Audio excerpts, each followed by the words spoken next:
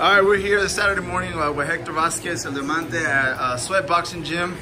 I want to catch up with him again for Real Talk Boxing, ask him a couple of questions. Hector, first of all, when I came here this morning, you told me you had some interesting news about another hobby that's adding to your boxing resume. Could you briefly tell us about that, since you're going to be doing some call-ins now? Well, yeah, I guess ESPN Deportes, I'm their boxing professional analyst, I guess you can say. So I'll be calling them once a week in their show, radio podcast show, and just they'll ask me questions about fights coming up and what I think and, you know, what's going on really in the boxing world. Are they going to also be focusing about the boxers in the area, the boxers in the Dallas-Fort Worth area, for you can give them a little bit more insight about that? Oh yeah, absolutely. I mean, that's, I think, their main goal is to grow within the community, especially the boxing side. Obviously, boxing is really booming in the DFW, having multiple world champions at the same time and future world champions coming up. So I think it's definitely a big thing. So they asked you about the upcoming fights that are coming, some professional fights. Could you briefly tell me what do you think about the Mikey Garcia and the Danny Garcia fight that's going to happen here in August? Yeah, so I actually got asked the same question by Mikey's camp yesterday. And like I said, you know, Mikey is very talented. He's honestly pound by pound top 5, you know, if you consider what he's done in his weight classes. Obviously, him going up to 147 it's a big challenge. Danny Garcia has really good boxing skills, and honestly, at the end of the day, it depends on what Danny decides to do. If Danny decides to try to bang in there and doesn't have the respect that Mikey deserves, I think Danny's going to be in big trouble. If Danny's smart, he'll try to keep him away from using that jab and keeping his distance. But again, at the end of the day, it depends whoever has a better game plan. It should be a very interesting and a very good fight. So Danny Garcia is coming from a win. I think was it a technical knockout or knockout versus Adrian Granados. Mikey Garcia is coming off a loss against Errol Spence Jr. here that happened at AT&T Stadium.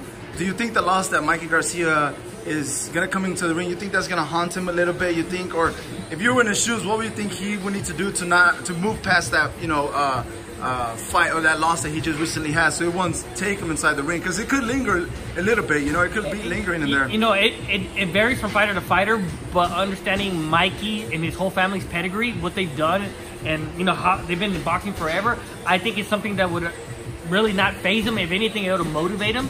Understand, you know, what people did different, what, you know, Earl did. You know, they thought he was going to come and bang, and they realized that Earl was going to box. Understand that people are going to adjust to your style, and they're going to make sure you don't get what makes you good and what makes you great. So definitely, I think it's more motivation. Obviously, he wants that title at 147. He wants to be part of history.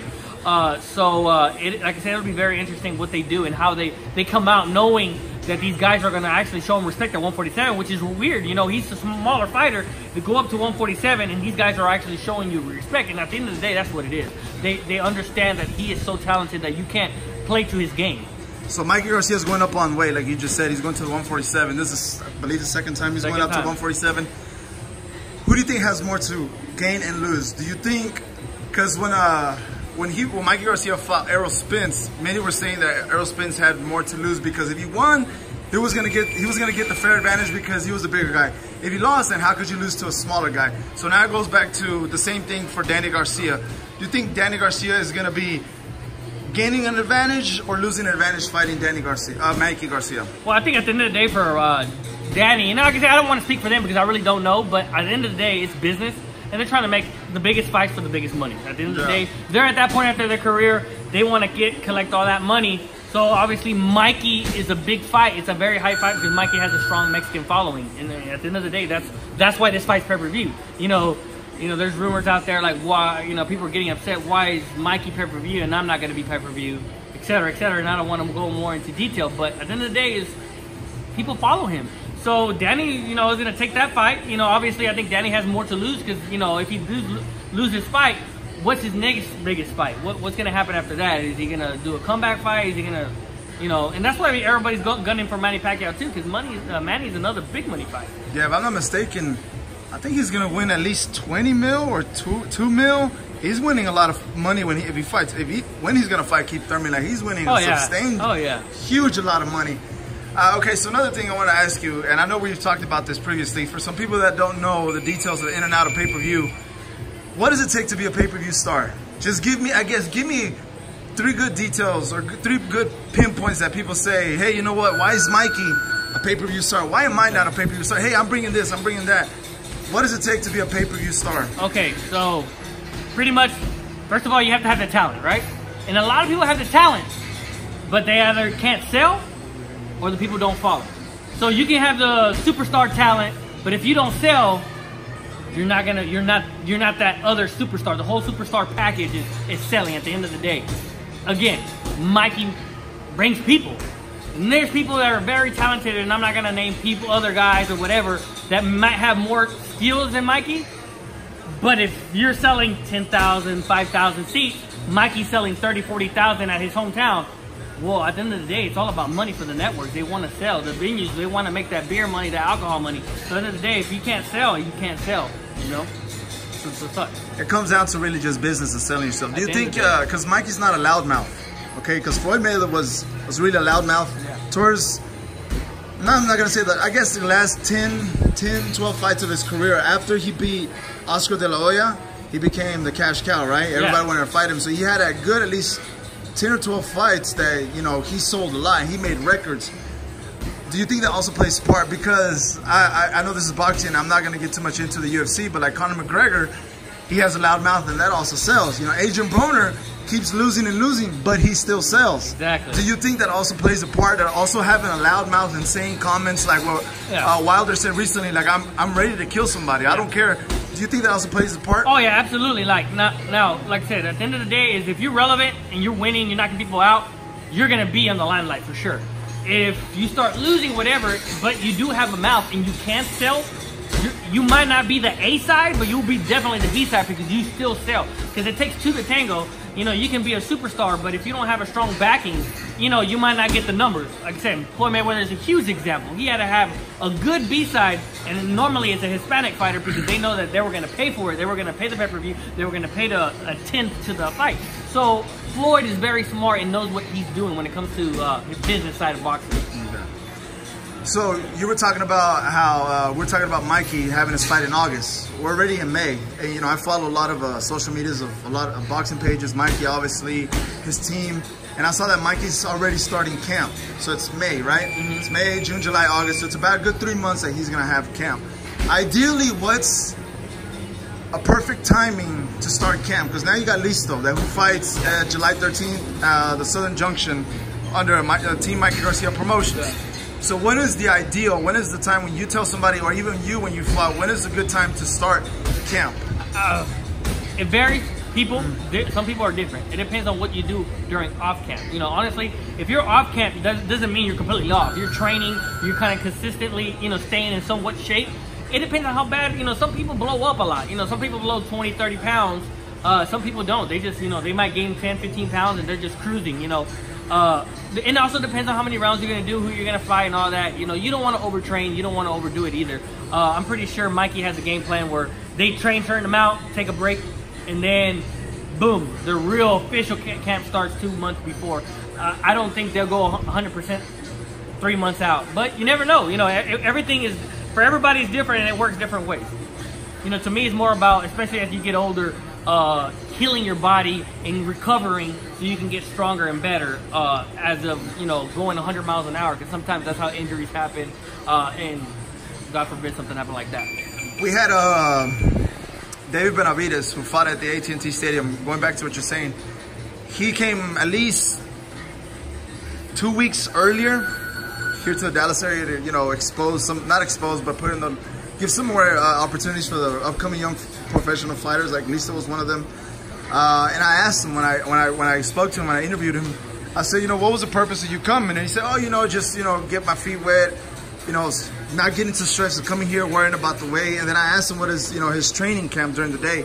He said, if I'm not mistaken, he said he had 3 a days. If you remember, if it was 3 or 2 a days, but they were intense, like 3 hours. If it was 2 a days, I think it was like in the morning, like running, and then in the afternoon, yeah, his cardio. His cardio. Then in the evening, he was his boxing, and then the nighttime, it was already against running. Yeah. So do you think that's for Listo? What do you have him planned out? Like when he's not here, you tell him what do you tell him to do? Yeah, I mean, you gotta have certain plans. You know, some people have luxuries. Obviously, when you get to that level, that's all you do. This is your job 24/7. And that's why I tell these upcoming fighters, they can't afford to quit their job. They can't afford to do this 24/7 unless they're living with their parents and they're taking care of all their bills. So technically, we're part-time fighters, and I know it sucks to say that, but that's a reality. Until we make it to a certain level where he doesn't have to work. So sometimes we have to cram, those 2-a-days into 1-a-days, and that's 3 hours or 4 hours long sessions. Or we split it up on the weekends and train Saturday and Sundays, which are his off days, in preparation for that. And it sucks, but at the end of the day, is from the ground up, that's what you have to do until you get to that level. Where like I said, you can do cardio in the morning, boxing in the evening, and at night it'll be more stretching and rehab incorporated to your exercise. So going back to the pay-per-view status, Errol Spence and Keith Thurman, who you had a lot of amateur matches against Errol Spence. You told me that you trained with Sean Porter. You told me, yeah, Sean Porter versus Errol Spence, which did not go down. It was supposed to happen August 3rd in Barclays Center, but did not happen. Recently, Errol Spence on his Instagram said, I'm not fighting in August anymore. Financial terms did not come to an agreement, whatever it could be. If that fight were to happen, since you I don't know if you told me that you did go some rounds with Sean Porter, who would you favor? Who could you see winning? Because for me, when people ask me, who could you see winning? It'll be kind of hard to choose because both of them are very elite technical fighters and both of them adapt to any certain style. You see Sean Porter when he faced Thurman, how he adapted to Thurman's style, and it's kind of hard to adapt to Thurman's style the way he fights. Yeah. Errol Spence, we just saw how brilliant he was. Smart. Like he just told all of us, hey, I'm not your ordinary fighter. Like I'm smarter than you think. Yep. So who would you say that would have been favored in that fighter? Or what would you tell me? What was the difference between both? Okay, Sean Porter. The way when I was going to the Olympics and we were in training camp in Colorado Springs, me, David, Robert Marroquin, and Sean Porter all trained together for a week and a half straight. Let me tell you something. That man is a workhorse. I always train harder than everybody. What everybody did, I did extreme. That man was in a different level, and I was like, wow. Like, we would run 6 miles like nothing. The training that we would do would be insane. So when you fight somebody like Sean Porter, you better be in shape no matter what, because he will always be in shape. And, Sean Porter, maybe his size and his body style might be a disadvantage for the 147 because he's a little bit shorter, a little bit more stockier. Stocky, yeah. But his conditioning and his training is so extreme that if you slack off, that's going to show big time in the fight. Now, Earl, he's the bigger fighter, stronger, probably more skilled. If I had to put money on it, I would definitely probably go for Earl more than I would go for Sean Porter. But you cannot take Sean Porter lightly at all. If you do, that's the biggest mistake of your life, and you're going to regret it at the fight. And again, at the end of the day, their trainers have to make sure their fighters are focused and have the right game plan in mind. All right, so to finish it off, Mikey Garcia Promotions is going to have Listo Gaitan and other Dallas fighters here on July 13th. This opportunity, when I talk to you almost every week, new opportunities are coming for you. So, the ESPN, you're going to be part of ESPN, being an analyst once a week. Then you have, Team Mikey Garcia Promotions, but we'll talk to him more in the next time how this opportunity came. But I just want to simply ask you, how do you separate that from being, I guess, a trainer? Because usually some Saturdays you're here, some days you're not. And as you can tell, you're sweating right now. You were training some people. So how do you get to, put everything into perspective and focus on everything you need to do? Yeah, so trust me, it's definitely a struggle and a juggle. But at the end of the day, I have things planned. All right, I prioritize, the business side. And then when it comes to training camp, that's first. Training comes first, and nothing else. All the business comes second and afterwards. So when it comes to Listo, think about it. For the first time, I'm gonna have Listo and Mark, and I gotta train both of them for camp for the same fight. And I'm running the show. So I be running the show, and then I got 2 fighters in the same card. So if you definitely want to see somebody be running around with his head cut off, definitely come July 13th at the Southern Junction for sure. All right, so this was Hector Vazquez, again, here at Sweat Boxing Gym. We'll be having a lot of questions with him for Real Talk Boxing, and thanks a lot for your time, and have a good rest of your weekend.